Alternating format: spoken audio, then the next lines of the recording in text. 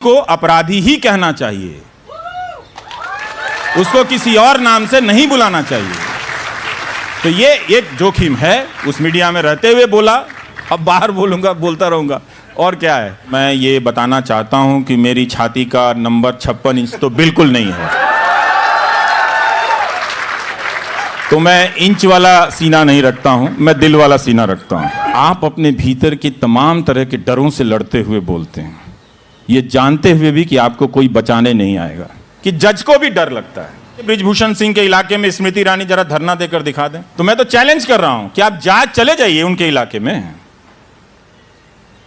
वहां कर लीजिए ना धरना प्रदर्शन। जो पत्रकारों की हालत हो गई है वो क्या था, वो हमारे और स्टेट के बीच में एक इंस्टीट्यूशन था। आपको लगता था कि आपके साथ कुछ होगा तो आप वहां बोल देंगे तो जनता भी देख लेगी, सरकार को भी दिख जाएगा कि जनता ने देखना बंद कर दिया है। अब वही आपके पास नहीं है इतने बड़े देश में। तो ये सोच के किसी को नहीं हराया कि हमारे पास कोई ऐसा वाला नेता आ जाएगा, योग्य वर आ जाएगा, तभी बारात की घोषणा होगी।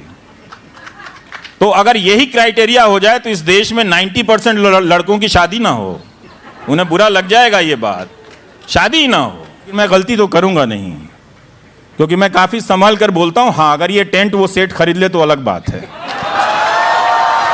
मंत्री को खत तक लिख दिया लेकिन ईडी वाले नहीं गए, तो ईडी वाले भी डरते हैं, ऐसी बात नहीं है। इस देश में पहले भी चुनौतियां आई हैं, आगे भी आती रहेंगी, लेकिन इस देश की जनता ने नई नई पार्टियां खड़ी कर दी।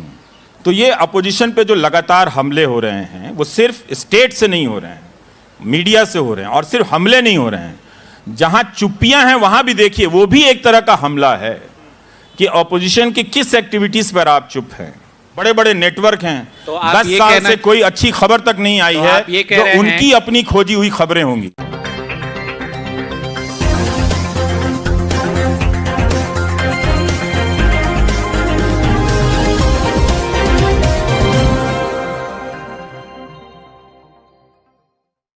आप खबरों को ठीक से देखिए कि कौन सी ऐसी खबर है जो सरकार के भीतर की है और ब्यूरोक्रेसी के हवाले से ऑफ रिकॉर्ड खबरें आ रही हैं।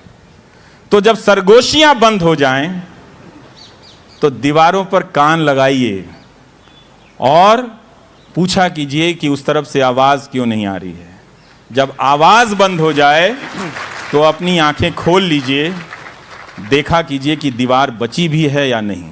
आप ये कह रहे हैं कि जनता को वोटर में बदलने की मशीनरी तो प्रॉपर ढंग से काम करे, ठीक ढंग से काम करे, लेकिन जनता को नागरिक बनाए रखने की जो सारी मशीनरियां थी वो धीरे धीरे फेल हो रही हैं। वो फेल हो चुकी हैं, वो धीरे धीरे नहीं। 8 साल, वो पहले भी उसमें कमजोरियां थी। ऐसा नहीं था कि कमजोरियां कोई 2014 के दिन पैदा हुई, वो पहले से ढहती आ रही थी, इन 8 सालों में ढहा दी गई। आप देख लीजिए, आप पहले के, आप 2014 के पहले के अखबार देख लीजिए, कितने सेक्रेटरी आर्टिकल लिखा करते थे, कितने चुनाव आयुक्त रिटायरमेंट के बाद लिखा करते थे। तो रिटायरमेंट के बाद अगर आप इलेक्शन कमिश्नर हैं, रिटायर होकर टीवी पे या प्रेस के पास हैं, तो इसी के बहुत सारी गतिविधियों पर सवाल जवाब होता है।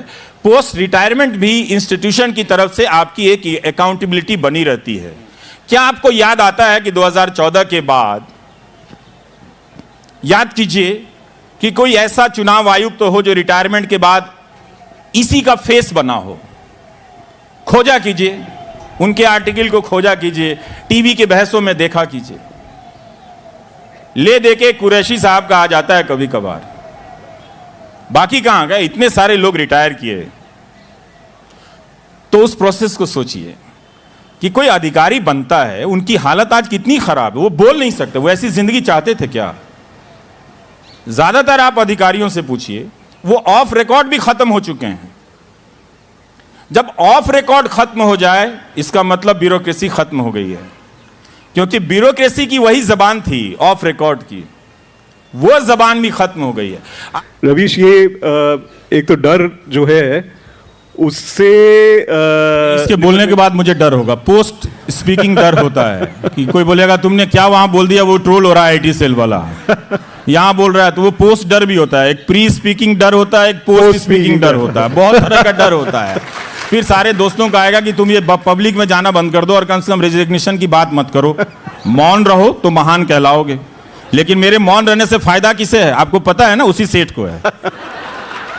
और उस प्रोसेस को है। जो न्यूज़ चैनल के ओनर हैं वो चाहते हैं कि इस पूरे प्रोसेस से निकल जाए, उनको कोई गोदी सेठ